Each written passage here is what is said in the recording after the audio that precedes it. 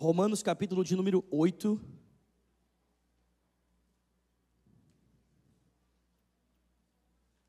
Versículo 12. Romanos 8. Cadê o Dan? Dan, está por aí? Dan? Aí, está ali, está ali. Ô Dan, faz o fudinho para nós aqui, por favor. Para o pessoal ficar bem espiritual, amém? Glória a Deus. Romanos 8, verso 12 diz: portanto, irmãos, estamos em dívida, mas não para com a carne, para vivermos sujeitos a ela. Porque se vocês viverem de acordo com a carne, morrerão, mas se pelo Espírito fizerem morrer os atos do corpo, vocês viverão. Porque todos os que são guiados pelo Espírito de Deus, esses são filhos de Deus.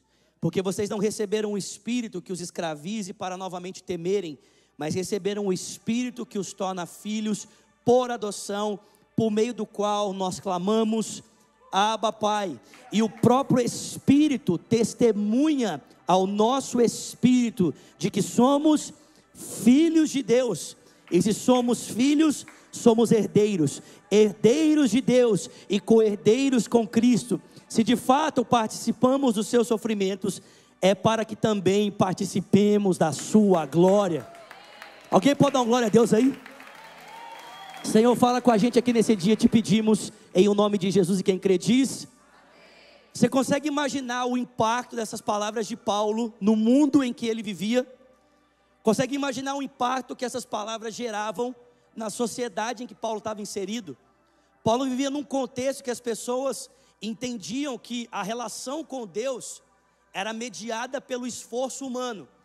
Os seres humanos precisavam se esforçar para agradar a Deus e para de alguma forma, através desse esforço, ter algum proveito, ter algum benefício da parte de Deus. Ou seja, quando alguma coisa caótica acontecia na sua vida, isso era porque algum Deus estava desagradado, algum Deus estava insatisfeito com algo que você tinha feito. Então esse Deus produzia o caos na sua vida, para que você pudesse entender que ele não estava satisfeito. E aí você precisava então fazer algum tipo de sacrifício, para que essa divindade fosse satisfeita, e ela então pudesse trazer paz e descanso para a sua vida. E aí Paulo começa a andar por essa estrutura do Império Romano, dizendo o seguinte, que não existe, em primeiro lugar vai dizer, não existem muitos deuses, existe apenas um único Deus. E esse Deus não pode ser ilustrado numa imagem, esse Deus é invisível. E se você quer ter uma imagem desse Deus, você não deve olhar para uma estátua, você deve olhar para o ser humano, porque o ser humano foi criado à imagem e semelhança desse Deus. O mais próximo de Deus que você pode ver é um homem chamado Jesus. E Paulo vai dizer que não apenas existe um único Deus, mas que a relação com esse Deus não é mediada pelo meu esforço, mas é mediada pelo esforço do próprio Deus. É Deus quem se esforçou, é Deus quem se entregou para que a minha relação com Ele fosse restabelecida, fosse reconectada. Foi o sacrifício do Filho de Deus, por mim e por você. Foi o sacrifício do próprio Deus através do seu Filho que proporcionou que a nossa vida fosse reconectada com Deus. E agora nós pudéssemos ter relacionamento com Ele. Mas Paulo vai dizer ainda mais. Paulo vai dizer que não apenas fomos reconectados, mas essa experiência de reconexão é a experiência de alguém que se torna filho de Deus. Paulo diz, esse Deus colocou dentro de nós o seu Espírito. E esse Espírito provoca em nós uma experiência de sermos filhos de Deus, de sermos chamados, de sermos recriados filhos de Deus. E Paulo vai dizer que isso tem tudo a ver com aquilo que Deus faz, aquilo que Deus faz através do seu Espírito e do seu Filho, e não tem nada a ver com aquilo que nós podemos fazer. Não tem a ver com o nosso esforço, não tem a ver com a nossa capacidade, mas tem a ver com aquilo que Deus é capaz de fazer, com aquilo que Cristo fez por nós na cruz do Calvário, e aquilo que agora Ele está fazendo em nós através da ação do seu Espírito. Os filhos de Deus são guiados pelo Espírito de Deus. Nós recebemos um Espírito que nos torna filhos, não para estarmos em temor como estávamos outrora, mas recebemos um Espírito por meio do qual nós clamamos, Abba, Pai. Alguém pode dar uma glória a Deus por isso? Se hoje essas palavras de Paulo já causam um profundo impacto nas nossas vidas e na sociedade em que vivemos, imagina na sociedade que ele vivia. É por isso que você vê o apóstolo Paulo sendo perseguido, sendo chicoteado, sendo açoitado, porque ele está confrontando um sistema legalista. que diz para mim e para você que nessa pluralidade de Deus, o relacionamento é estabelecido pelo sacrifício humano. E Paulo vai dizer, não existem muitos, só existe um, e o sacrifício não é do humano, é o próprio Deus quem se sacrifica para que os seus filhos possam voltar para casa. É a parábola do filho pródigo. É o pai que corre na direção do filho e troca suas roupas e o seu anel e coloca a sandália nos seus pés para que o filho possa estar de volta ao lar. Mas tem um outro homem que a Bíblia vai contar para nós, que também quando pregava também causava muita confusão. Abra comigo em Mateus capítulo 5, por favor. Mateus capítulo 5, versículo de número 43. Quem está comigo diz, eu estou aqui. Mateus 5, versículo 43.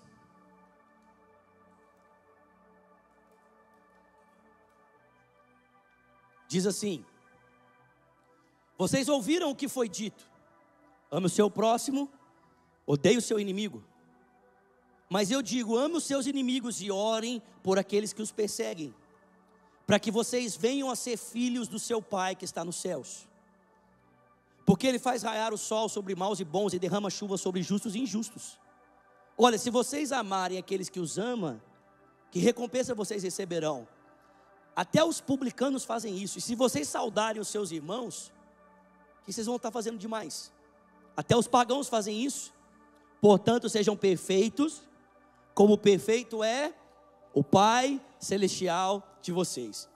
E aqui nós temos um outro homem que também, quando ensinava, não no contexto do mundo, mas no contexto da Palestina do seu tempo, da Judéia, da Galileia, esse homem também causava muita confusão. Esse homem é Jesus. Por quê? Porque ele estava corretamente interpretando a lei de Moisés, confrontando o sistema religioso do seu tempo. E Jesus está dizendo para nós: olha, vocês querem ser filhos de Deus? Vocês querem ter essa experiência de experimentarem da paternidade de Deus na vida de vocês? Então vocês precisam amar os seus inimigos e orar por aqueles que os perseguem, para que vocês sejam filhos do seu Pai Celestial. Afinal de contas, Ele não derrama chuva sobre justos e injustos. Olha, se vocês só fizerem o que os publicanos e os pagãos fazem, que proveito vocês vão ter? Sejam perfeitos, como perfeito é o seu Pai Celestial. Olha que interessante. O Paulo estava dizendo para nós que a experiência de sermos reconectados com Deus e de sermos filhos de Deus tem tudo a ver com Deus e nada a ver com a gente.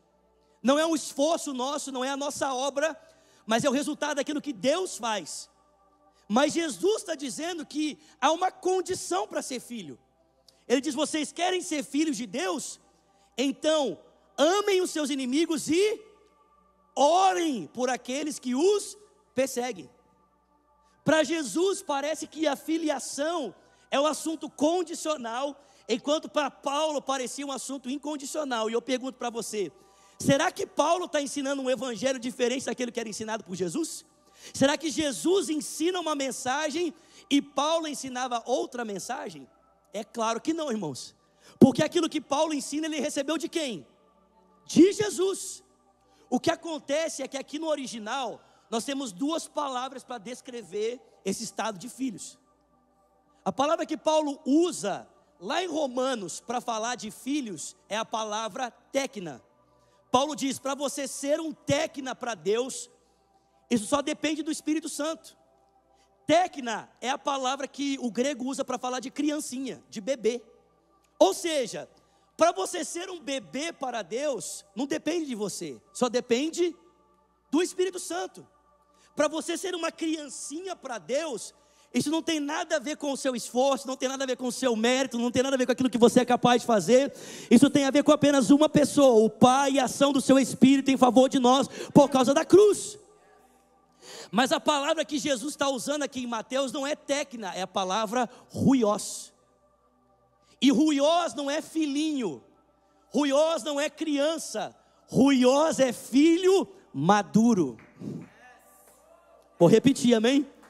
Ruiós não é criança, ruiós não é bebê, ruiós é filho maduro.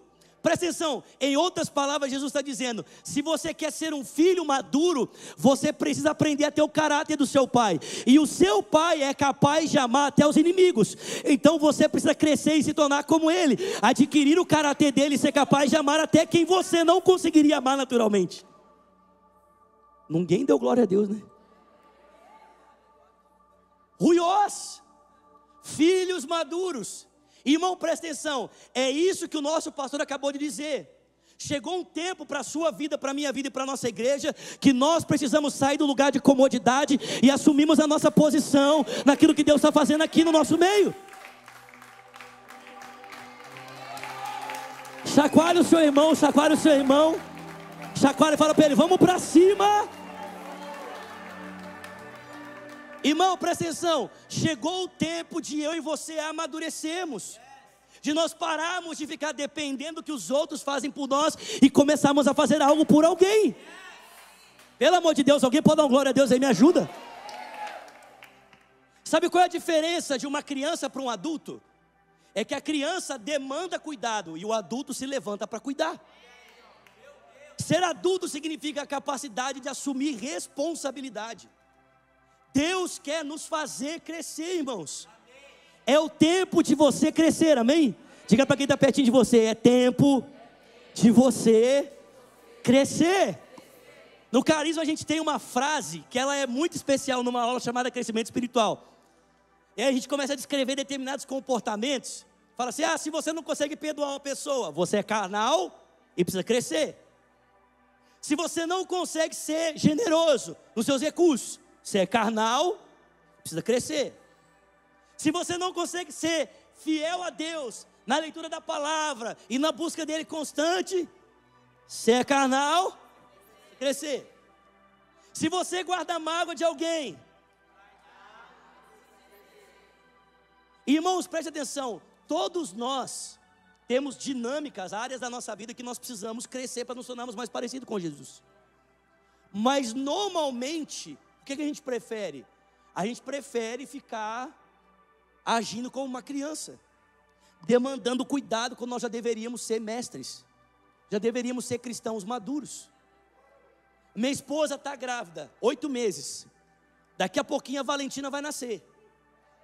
E se você for me visitar na minha casa, vai ser muito legal você entrar e ver lá o quartinho dela, eu que montei o berço. Eu montei o berço, gente. Não basta ser pai, tem que participar, amém? Montei a cômoda junto com a minha esposa. E a gente está lá organizando. E por um tempo vai ser muito interessante você chegar lá e ver, né, a gente está chamando a Valentina de Vavá. Vai ser muito interessante você chegar lá e ver a Vavá dormindo. Mas imagina, 18 anos depois, você chega na minha casa e a Valentina ainda está dentro do berço. Mamãe traz tetê.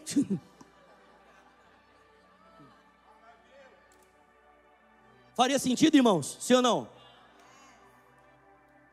Mas você concorda comigo que tem muitos cristãos que estão agindo assim na igreja?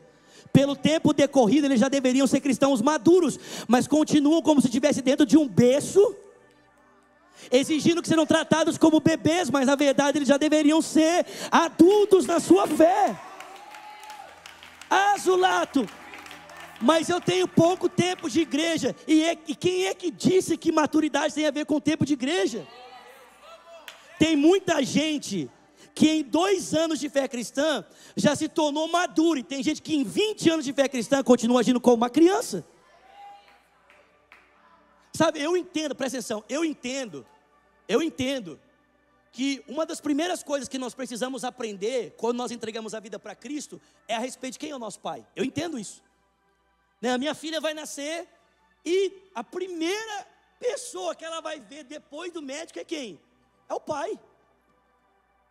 É o pai, a enfermeira pega e chama o pai para ajudar.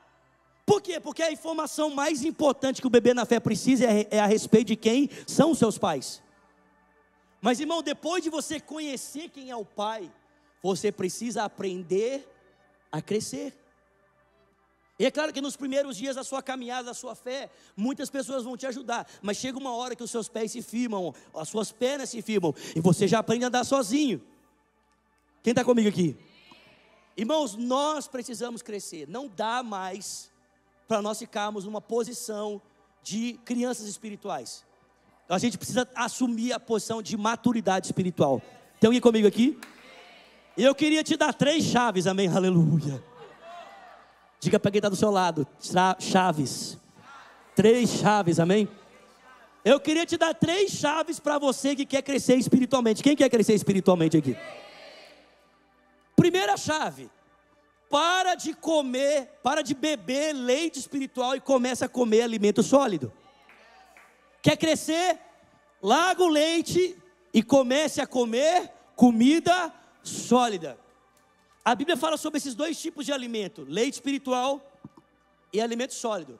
Qual que é a diferença do leite para o alimento sólido? Presta atenção, irmão. O leite é o alimento que alguém te entrega pronto. O leite é o alimento que alguém dá para você. Exemplo, a Valentina vai nascer, Virginia vai pegar ela, vai colocar no peito, e a Vavá não vai precisar fazer nada, só vampirinho, amém? Tá pronto, né? Vou ter um vampiro em casa, né? Mamando no peito da minha esposa. É o leite. O leite espiritual é o alimento que alguém entrega pronto para você. Só que, irmão, presta atenção. Se a Valentina viver só de leite, ela vai atingir a maturidade? Presta atenção, qual que é o problema? O problema é o leite, sim ou não? Não. O problema está em esperar que o leite faça algo em mim que só o alimento sólido pode fazer. Vou repetir isso aqui, amém? O problema está no leite, sim ou não? Não, o leite é bom. O problema está em esperar que o leite faça algo em mim que só o alimento sólido pode fazer. Tem muita gente esperando crescer só de leite. Ou seja, ele vem para o culto, leite. Vai para o GC, leite. Abre o YouTube, leite. Ele fica só recebendo o alimento que alguém prepara e entrega para ele. E ele acha que esse leite vai ser suficiente para ele crescer naquilo que ele espera. Irmão, presta atenção. Tem gente empanturrada de leite, reclamando do leite, mas o problema não é o leite que você bebe. Está faltando alimento sólido na sua vida para que você possa crescer naquilo que Deus chamou você para ser. O problema não é o leite. Eu não gosto desse leite. Não gosto da pregação do pastor. É muito leite, irmão. Está faltando alimento. O que é o alimento sólido? Se o leite é o alimento que alguém prepara para mim, o que é o alimento sólido? É aquele que eu corro atrás dele. O alimento sólido é aquele que eu preparo ele. Vocês estão comigo, gente? Não é a comida que você esquenta no micro-ondas, não, irmão. É tipo comida da mãezona, aleluia. Xeramanai. É muita glória. Meu Deus. É comida preparada há muito tempo, amém? Mas a gente precisa fazer isso. Em outras palavras, quando é que você come alimento sólido? É quando você para de esperar que alguém abra a Bíblia para você e você abre a sua Bíblia. Quando é que você come alimento sólido? É quando você para de esperar que alguém ore por você e você começa a orar por você. É quando você para de esperar que alguém faça algo para você crescer e você começa a se preocupar com o seu crescimento. E você se desafia para que você possa se tornar alguém mais parecido com Jesus. Irmão, para de viver de leite, começa a comer comida sólida. Cara, presta atenção, pode aplaudir o Senhor.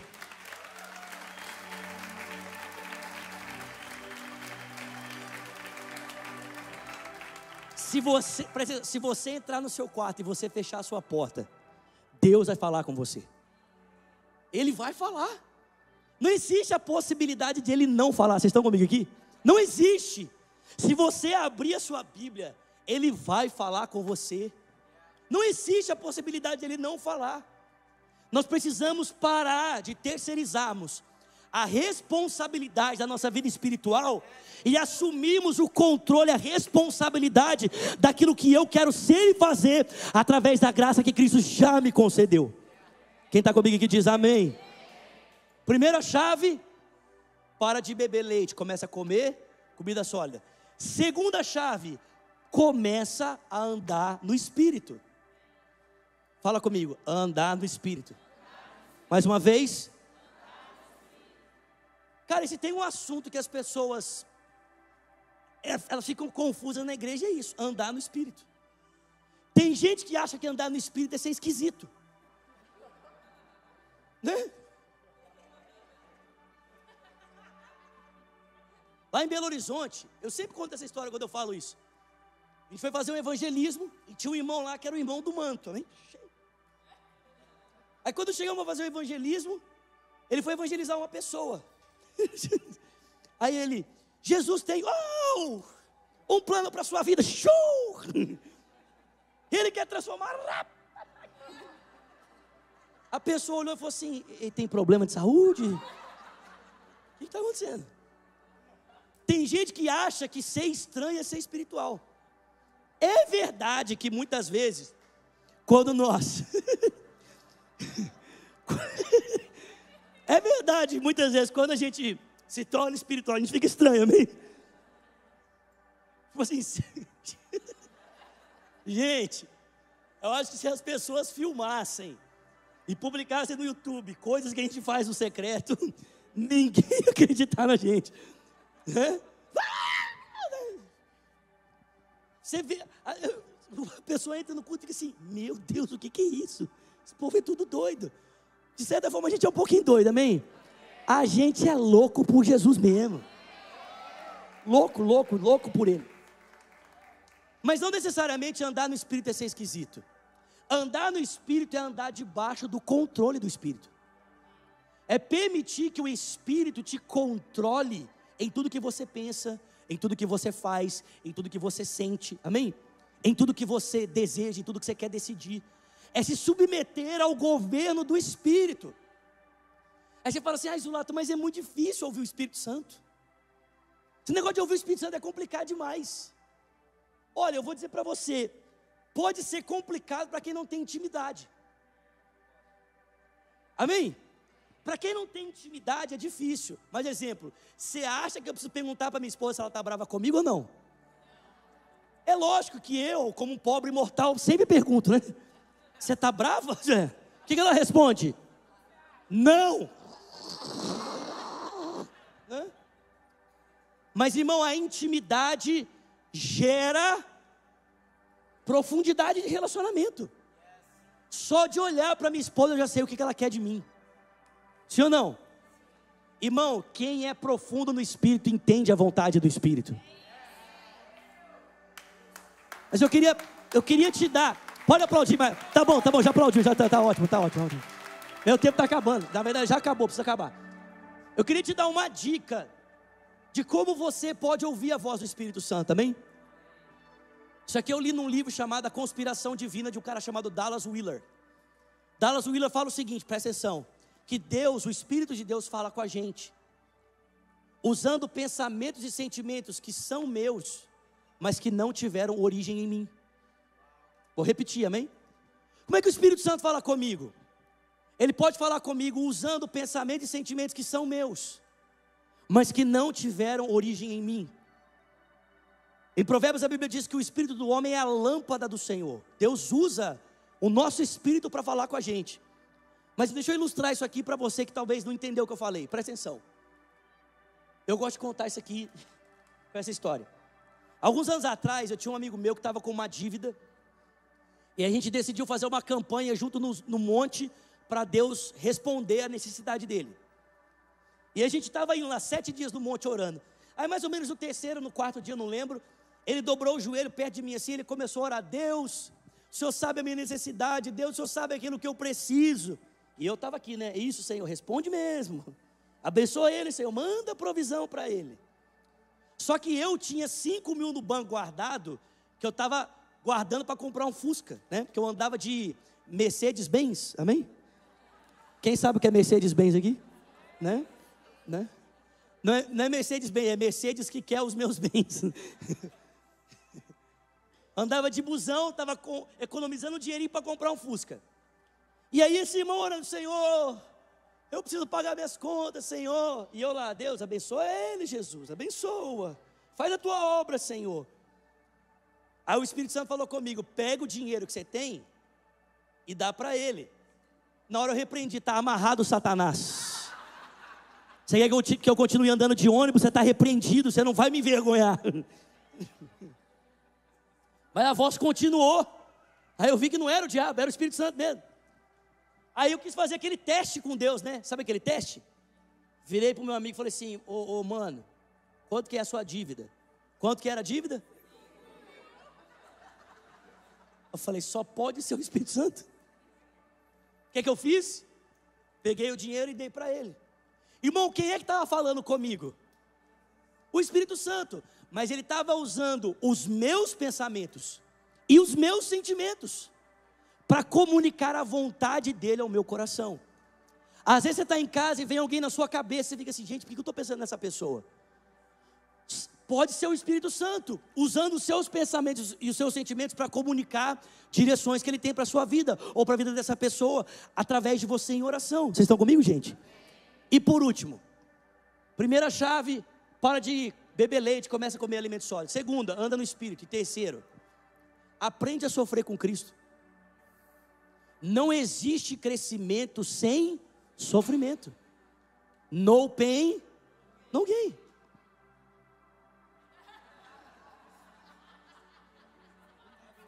Muito investimento, irmão. Muito levantamento de garfo. Sem sofrimento, não há crescimento.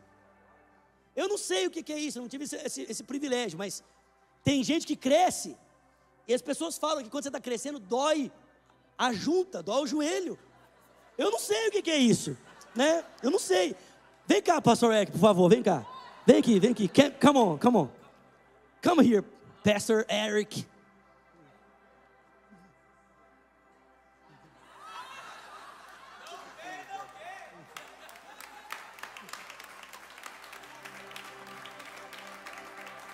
Eu acho que ele cresceu, amém?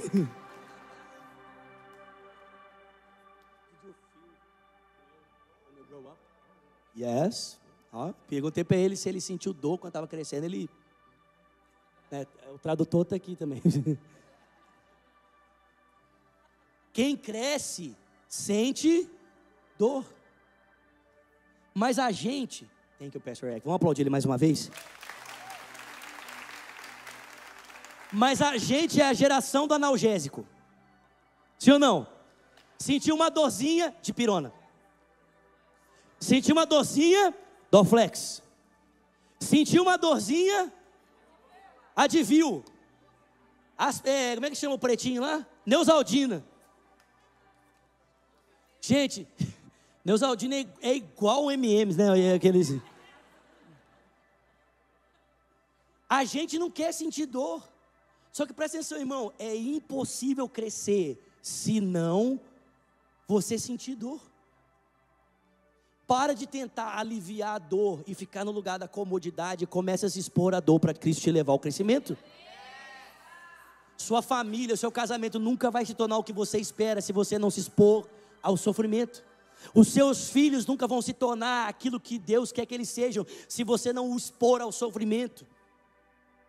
A gente precisa entender, irmão, há uma parte, exemplo, ninguém vai sofrer nunca mais, ninguém, o sofrimento da cruz, amém? Ninguém, aquele sofrimento acabou, Jesus sofreu ele, mas Paulo fala aos filipenses que ele ainda sofre o sofrimento de Cristo no seu corpo em favor do povo de Deus que é a igreja. Irmão, há um sofrimento que eu e você precisamos participar. Há uma dor que o Espírito Santo quer compartilhar ao nosso coração. Não a dor da cruz, não a dor do preço da salvação, mas a dor, o sofrimento de alguém que quer viver uma vida para a glória de Deus, que quer viver uma vida consagrada para Deus. Então eu digo para você, quer crescer? Para de leite, comece a comer alimento sólido. Você quer crescer? Anda debaixo do Espírito. E por último, olha o que o Paulo diz. Gente, esse texto é muito forte.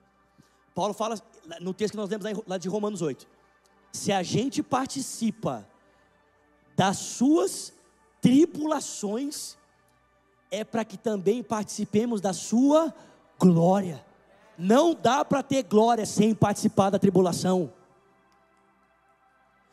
Paulo também fala lá em 2 Coríntios: as nossas leves e momentâneas tribulações resultam em um eterno peso de glória.